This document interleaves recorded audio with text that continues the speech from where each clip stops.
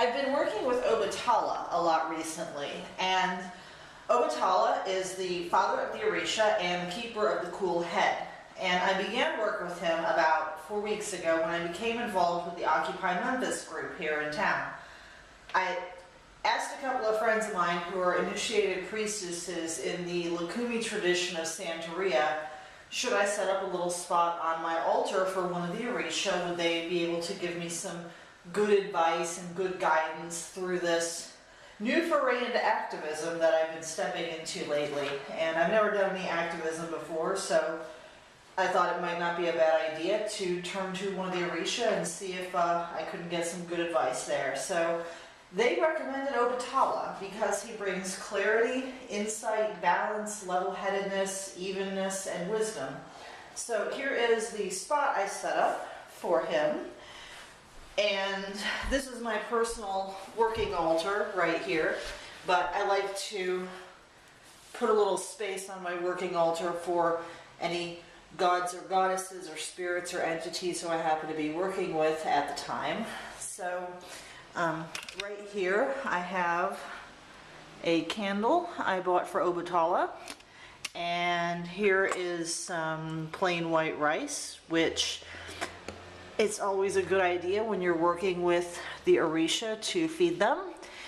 And Obatala likes foods that are mild. He likes bread and rice and pears, coconuts, palm, anything mild, never anything spicy, and you never ever give him alcohol. Bad idea. I have this really lovely Obatala oil that I picked up from Ebo's Spiritual Supply here on Madison in Memphis. And there's a little white bead down in the bottom of the vial and some flowers in there. I'm not sure what they are, but it smells really lovely. It's got a nice coconut smell to it. And I have this crystal here that I picked up for him, and I really like the way that catches the light. But I thought this crystal would be a nice thing to place in my little spot for him on my altar there, because I thought it nicely represented Obatala's clarity and strength, wisdom, age, and overall power. And I really have been enjoying working with him.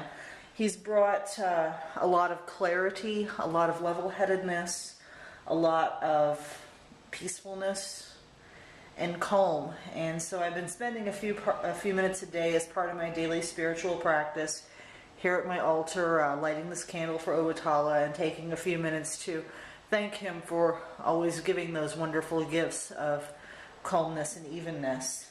And it's been very welcome. It's been very nice to see around me in the activism that I've been doing, and I've seen a lot of evidence firsthand at how this level-headedness that he teaches gets a heck of a lot more done than anger and frustration and yelling at one another.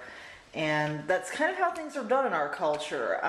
You're taught to shoot first and ask questions later. You're taught to fight with one another. If they don't agree with your viewpoint, then they're obviously un-American or whatever other boogeyman word people want to use these days. And it really just gets nothing done. I'd rather see people talking. I'd rather see people communicating. I'd rather see people being level-headed with one another and listening to the complaints and the problems and the issues that we face so that we can work towards answers together. So Obatala teaches a lot of how to accomplish this. And in the Occupy movement, there is a big focus on nonviolence in word and in deed. And of course, that's one of the many blessings that Obatala brings. And that's been essential in getting things done. You know, we're bringing together people from a lot of different backgrounds, viewpoints, philosophies, experiences, so that we can work together towards these goals. And in building that trust and understanding that we need to work together, cool-headedness has been essential in opening those communications. And instead of fighting and name-calling, we're listening to one another, and that's really nice.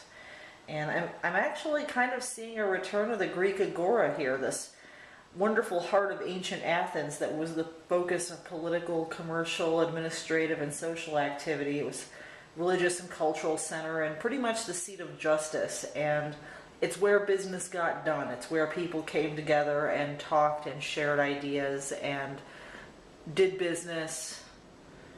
And I see a lot of that happening nowadays with this new agora that's being formed by the internet, as well as these many agoras that are happening as a result of these occupations everywhere. So people are talking, and for any of this to be effective, we have to learn and keep with Obatala's blessings of staying cool-headed and open-minded. So I wanted to just take a few minutes to thank Obatala for being that powerful influence who I really needed in my life, and being a powerful influence that I see happening in the world around me. Thank you always for your calm, your wisdom, and strength.